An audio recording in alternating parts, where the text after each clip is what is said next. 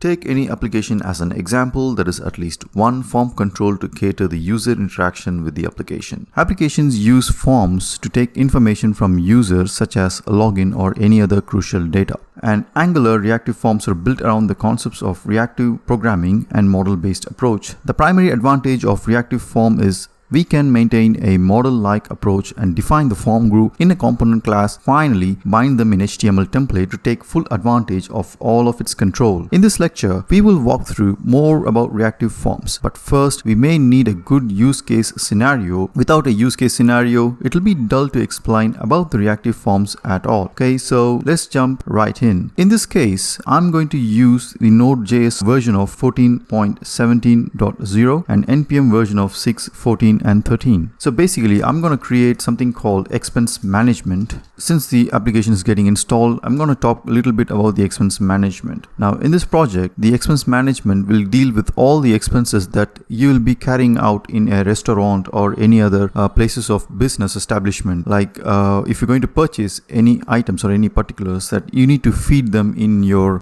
in an app or in somewhere in Excel or in a spreadsheet. To customize it, to make it easy for us, so we'll be creating our customized forms and form controls to feed all those information for our needs. So basically, the expense management gives a platform to feed all our information, all our expenses into one platform. So here we are not going to deal with the backend stuff like the Node and Mongo or Firebase. Probably in the near future we might do, but this will be mostly UI, mostly form. In this project, I'm going to use Angular material. Let me navigate to expense management, ng add Angular material. Yes, our application is ready. Now we need to add the bulk of material modules to our project. Let's create a file called materials module in our shared. We need to create a shared folder, a new file, a class file basically, which is called material module.ts. I already got the prefab modules imported and ready. So what we will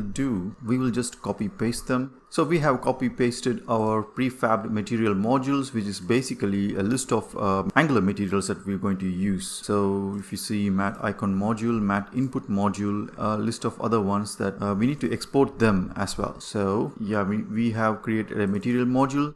We'll be using that material module to our app module. So our app module is here. Now let's make sure our application runs without an error. So it'll be ng serve. So that will tell us whether the application is broken or it is running without an error. Our application runs without any issues after adding material modules. Let's wipe off and start building our app. Now in the browser, if you check it, the default Angular application Bootstrap, it's ready. So we're gonna just wipe everything off and start afresh. Command A or Control A and then delete everything. And also we don't need this. And we have a clean slate, a plain application to start working with. We also need a Bootstrap to control the layout aspects as well. So I'm going to just cancel this out. I'm going to install a Bootstrap. So npm install Bootstrap. Now once that's done, we're going to head straight to Angular JS on. So in the style where you see the materials one, we're going to add on top of that. We're going to add our Bootstrap on top of the material CSS, right? So how do I know this? Simple. Once you install the Bootstrap, you can quickly check in the node modules, and if you go down, the node modules denotes the node modules folder, and the one that we installed could have created a new folder called Bootstrap right here, and then in the distribution dist folder you have the CSS, and from there we are calling it from there. Okay, so the Bootstrap min CSS is right over here. So that way we will get the Bootstrap running and working in our application, right? So let's continue with the build quickly. Let me start the application first, ng serve, and that will kickstart our application with the Bootstrap. And yeah, let's create our application. So first thing first, we need a good looking toolbar. So I'm going to just have a mat toolbar and a span. I'm going to call this as management. expense management reactive form example. And I will have a Bootstrap class with a container fluid, so it will expand to a full screen application. At this point, I never thought that I'll be creating a responsive UI or that will cater both the mobile handset as well as the desktop application. For now, I thought only of one thing, which will cater the desktop application for now. Okay, probably in the future we might change these things, and we need a button that will invoke a dialog box that will hold all our form controls. A simple matte flat button will do for now, and a nice little accent color. I'll call this as add bill. Now if it's a success, and you can see our expense management and the add bill button is ready without any events. I will open up the console dev toolbar to monitor any application aspect here, and we might also need a new component called add bill component. What it does is when you click on the add bill, I'm going to invoke the new component add bill component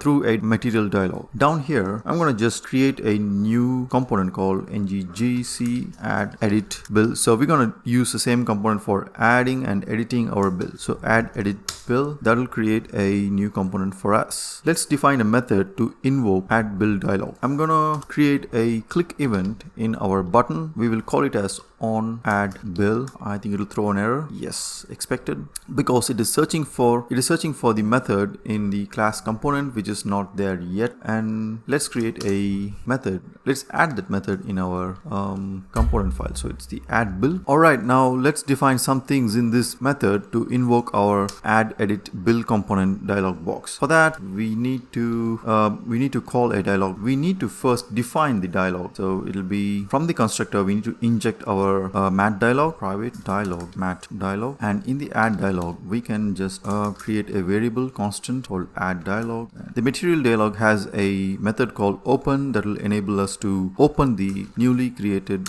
add edit bill component. Now there are like host of properties to use them to modify the dialog. Now this material dialog gives us an options to choose the settings for our dialog. For now we will use disable close, because when you click escape, when you press the escape button, it shouldn't close, or when you click anywhere in the backdrop, it shouldn't close. So we will disable them, so we don't need that. And let's have an optional panel class for our dialog, which is a CSS class that will be added to our dialog box. We'll call them as add bill container. I think that will do for now. Probably while going through the tutorial, we will be adding a data as well. Okay, so we'll cover that up later. For now, this will be enough, and let's see if the dialog is working. And one thing to make sure, let's close this Angular JSON. When you create a add edit bill component, when you create a new component, not just the add edit bill, any component, you go to the app module and check if the component that you created is included in the declarations. That's more important. Otherwise, if it is not in the entry, the component will not work, and probably you will get an error in the compilation. So make sure that your component is added to the app modules. So that's most important. Now let's check if our dialog is working. It's working beautifully. So the disable close, right, that we defined, when you press the escape or when you press anywhere on the backdrop, it doesn't work. We need to have a separate button called close, and then we need to bind an event for that, right? Let's get back to defining the forms in our add edit bill component. Let's close this one. We don't need the material modules. We might need the app modules. Okay, and let's open our add edit bill. Now in here, the material dialog gives us an option for attributes, like let's say you want a title, a content, and the action buttons, right? So I'm gonna have a title as h3 and add new bill. I'm gonna make this dynamic down the line. For now, let this be add new bill. Dynamic in the sense this will be in a interpolation and this dot title or something. Okay, so based on the edit or add, this will change, right? For now, this will be add new bill, and when we quickly look at our screen, we got the add new bill as our title. Okay, so as I said before, the dialog gives us an option for attributes like mat dialog title. This will make this as a title, and it will be static and posted in the top portion of the dialog. And for the content, it'll be simple. It's mat dialog content. And same with the actions. I'm just going to copy that, actions. So this will have a button with that says save and close. The button should be decorated, so basically it will have a matte raised button for save with a color accent, and yeah, the button is of type button, but it should be, let it be submit for now. And this will be, yeah, this will be matte raised button, type as button. Okay, so we have the heading, we have the content, and we have the action buttons, but our dialog box is very small. We need to fix that, fix our dialog box. For that, right, we need to move to the app component TS, and we need to set our set the size of our dialog. We have two options. We added add build container, right? So we can go to the style CSS, and in there we can define our width of our dialog box. So it will be 90% width, and a max width of 100% important. We might not need this, but just in case. Okay, so we will be getting a full width dialog box, right? Let's get back to, we'll close the style CSS. We don't need it for now, and we don't need the app component as well. Let's start working on the new component. Sorry, we need a form element. So I will open a form element here. I'm gonna just remove the actions and set the autocomplete as, so this will trigger, this will alert all the elements that whenever you focus on a form control like the input or any other text areas, there won't be an autocomplete suggestions that will be showing up. So we need to make sure that this is off. The form opening and closes the entire dialog box except the title. Okay, this will work still. And we need a row. We need to create a row for our matte dialog container. The dialog container should be, sorry, the content should be of full width. In our case, it will be container fluid, and we need to open a row. So class, div class row, and in our expense management, right, we will have shop name, purchase date, and bill number for now, right? So we will be having these three form controls for now. So let's create our shop name here. So it will be div, we'll be having a column width of 4. We'll be dividing our row into 4 pieces of column, and we'll be using our matte form field. So everything will be surrounded with the matte form field, and the matte form field, yeah, we need to, yeah, we'll come back to that later, and a matte label called shop name, and finally input text with a matte input. So basically we are converting them into a material input. It doesn't matter even if you use a non-material input, still the concepts of reactive forming will work. Form here will work. It doesn't matter if you create a non-material approach, still the concept of reactive form will work, because we're just harnessing the advantages of material form here. And the name set to shop name with a placeholder. So our form is ready. So before you proceed everything, you must make sure your material modules contain everything that is required, right? I will share you the code, so it'll be easy for you to just copy and paste and use it in your application to test. Now let's check if this is added successfully. There you go. We have divided into 4 sections, right? But the form field is not expanded. We need to fix that up. In the form field, set the class to width of 100%. So that way you will have a larger width control. So you can type in, you will see the placeholder here and everything. And yeah, we need to create 2 more controls for the purchase date and the bill. I'm just gonna copy this entire section, drop them here and here. So for the bill number, it's fairly simple. For the date, it will be a little bit different. And for the date, yeah, matte form field. So this will be the purchase date. Let's call it as purchase date, and the name will be purchase date. We shouldn't be having a placeholder for date. Instead, we'll have something else that material design allows us. We will have matte date picker, and matte date picker will have a template name called picker. I'm going to call purchase picker, and we will have another a button for the date picker, which is called matte date picker toggle, matte suffix for purchase picker. I forgot to tab it. So we will be having a date picker for us. There you go. Right, we missed something, which is, yeah, we missed an association. So it says matte date picker with no associated input. So there is, the input is not associated with the actual date drop down. So in that case, material input gives us an input attribute to pass on. So it will be matte date picker. So this has to associate here. Yeah, so we have been having an issue with our date picker.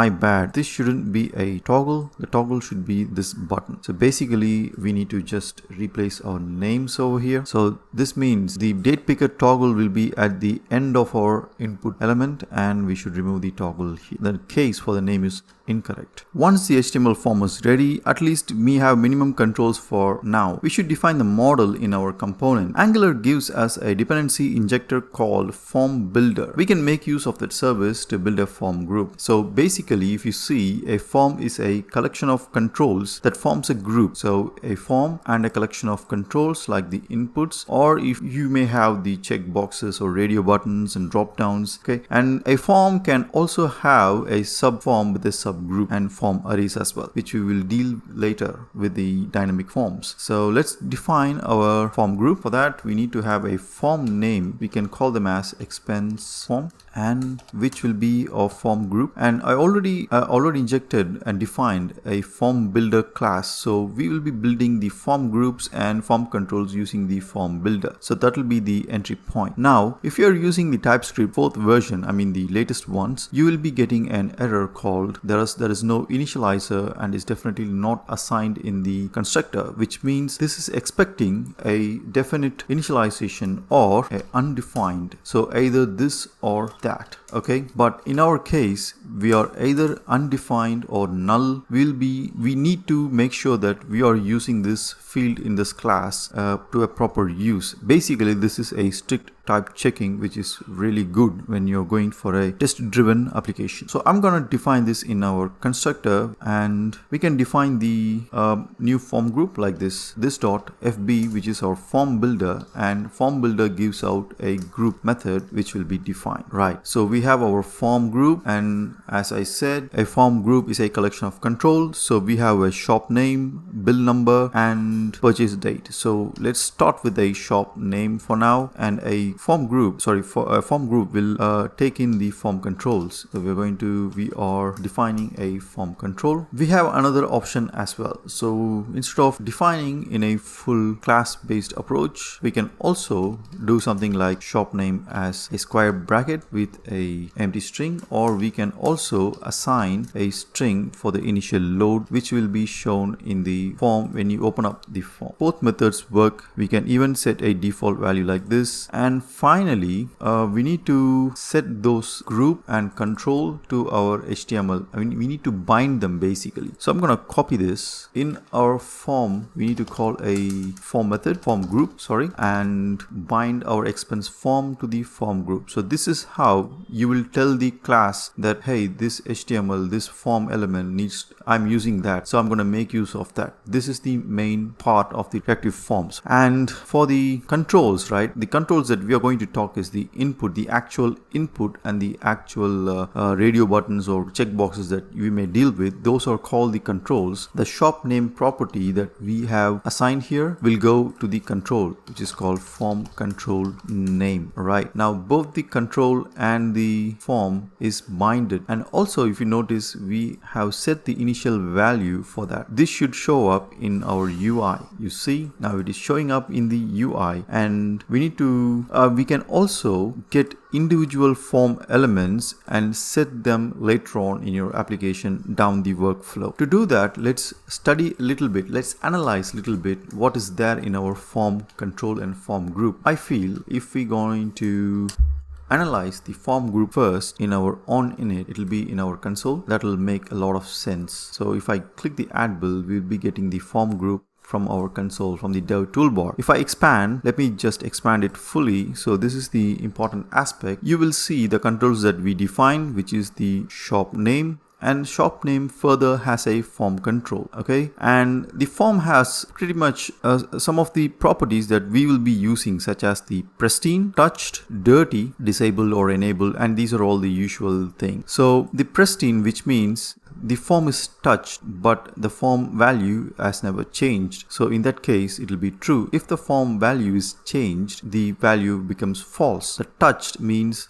if you touch the form, it will become false, and the value as well. So the value will give us the values of your form controls. There are two options we can choose from. We can go ahead, and when you're going to post your data to your API, the best method to use is get raw value. Get raw value, I need to call that as a method. The get raw method gives out the actual objects of the form. Let's say if you have the purchase date or bill number, it will be showing as a purchase date and the value of that purchase date, and as well as the bill number. You can just make use of them as an object and then pass it on to your API. So it is as easy and simple as that. It will give you a full leverage of reactive form. Now, how do I get individual form controls like this? I want to get the value of a shop name. How do I get that? It's quite simple. Angular covers that as well. So go to the expense form, and you have a method called get, and then the property name called shop name. Let me just get rid of that. When I open that up, you will get the form control. You notice that for the form group, it mentioned as form group. For the form control, it is form control, and it will have the value as Acme that we have set initialized earlier on, and then same with the other properties like the pristine, status, and dirty as well. Now we will be covering this later on in our tutorial. The error spot, we'll be dealing with that when you're going to do a validation. So we'll be looking at that extensively. And we also have a event emitter we can subscribe to. Whenever the value changes, we can capture the value using the event emitter. We're using the subscribe method. We don't have any use case for this, so we won't be using it. Probably in some other application or some other cases, this might be needed, and same with the value changes. So we are pretty much at the end of this lecture. We can add the other properties as well. So bill number, purchase date, right? So, and yep, I'm gonna bind them for now. So our purchase date will have a form control, and also I'm gonna just turn that to type as button for now. Obviously this should be a submit, and I will have an action for that. So in here I'm going to emit few values now. So this will be expense form, and this dot expense form dot get a raw value. Okay, so compilation is successful. Now let's see what happens. So I'm gonna add few value, Acme 123, and then a date, bill number 12345, say. So like I said before, you will be getting the raw value like this. For the purchase date, obviously you can format however you like. So this is pretty much how you grab information from your reactive form. This is the end of part 1. In the next series, we'll be looking at how to validate and how to add few more controls, and then probably more about the validation. Thank you for watching. This is Code with Srini. If you like this tutorial, please share it with your friends and give a thumbs up for me. Thank you.